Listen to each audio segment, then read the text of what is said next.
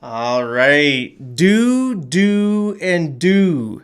Do you know the difference between these words? Well, today we're going to talk about words that sound the same but are completely different words. Okay? Words that sound the same but have different meanings, right? Look at these. Okay, do. They mean different things, right? So let's look at the first one. Do.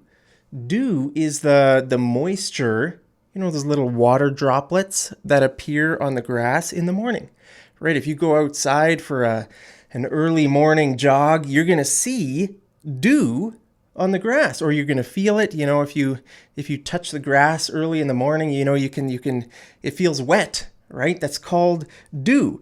Okay, you could say every morning there's dew on the grass. Dew.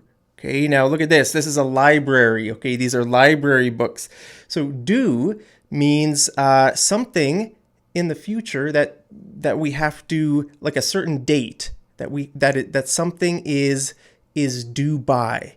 Okay, so if you borrow one of these books from the library, you can't keep it forever, right? You have to return it by a certain date. That date is called the due date. The due date, okay? So you could say, my library books are due back on November 21st. Okay, my library books are due back. Right? You have to give them back. Okay, so that's what the word due means. Okay, look at this woman. She says, I'm due in May. I'm due in May. That means her baby is going to arrive, right? Her baby is going to be born in May. Okay, that's her due date might be, I don't know, May 15th or something like that. Oh, here's a common word, do. Okay, do you want to go out with me? Do you want to go out with me? You could ask, a girl or boy, a man or woman. Hey, do you want to go out with me? That means, do you want to go on a date? If you want to ask them out on a date, you can ask them this. Do you want to go out with me? Maybe I should ask you. Do you want to go out with me? Smash like if it's a yes. You didn't smash like, did you? All right, better luck next time. Okay, so the next ones are buy, and buy. Now, these two are really easy. This one means money, right? You buy something with money. And this one just means goodbye. Goodbye, see you later, right? You can just say bye, or you could say goodbye.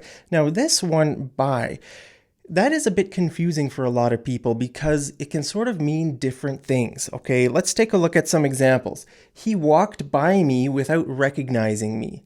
Okay, he walked by me. That means he walked past me, okay, without recognizing me. I live by myself. That means I live alone. These handicrafts are made by the locals. Okay, so that means the locals made the handicrafts, right? The handicrafts were made by the locals. Your essay must be submitted by 7 p.m. Okay, so that means you could submit your essay before 7 p.m. You could submit it anytime before, but the latest time you can submit it is 7 p.m., right? Let's take a look at the next ones here. Okay, ferry and ferry. Okay, now pay attention to the spelling, right? I mean, it's important to, if you're writing something, let's say in English, and you mean this, but you spell it like this, it's just going to be confusing, okay? That's why spelling matters. So try to pay attention to the spelling of these words. Okay, so a ferry, what is a ferry? A ferry is sort of like a mythical creature that flies around. A fairy has wings. I don't even know what a fairy is. Do you know what is it? Sort of like an angel? I don't know. You let me know what a fairy is down there in the comments. Now, I know what this kind of fairy is because I remember last summer on my Canada trip, we took, I think we took at least 4 or 5 different ferries, and they looked something like this, right? A ferry is just is sort of like a small ship for transporting people and cars, back and forth, like from Vancouver to Vancouver Island, right? That's about an hour, 1 or 2 hour ferry ride you can drive on. If you haven't seen my Canada videos, you better go back to, I'll try to post that series up here, and you can see all the different ferry rides. I think we took at least 4 or 5 different ferries. Okay, the next one is flower and flower.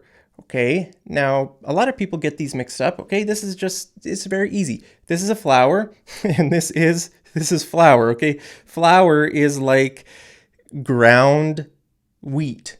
Okay, if you grind wheat into a powder, okay, that's called flour. Okay, the next one is marry and marry. Now this is also, very commonly mixed up. Marry means to get married. Okay, and this kind of marry with an E just means happy. Okay, so if you say Merry Christmas, that's like saying Happy Christmas, right? Or you could say today I feel merry. That just means today you feel happy. Profit and profit. Ooh, now this is also see, these are commonly mixed up. Okay, that's why spelling matters. Okay, so profit with an F, that means money you make, right? Companies are always trying to get more profit, right? Let's say you buy a car for $1,000 and you sell it for $2,000. That means you made $1,000 profit. Okay, so profit is the money you made.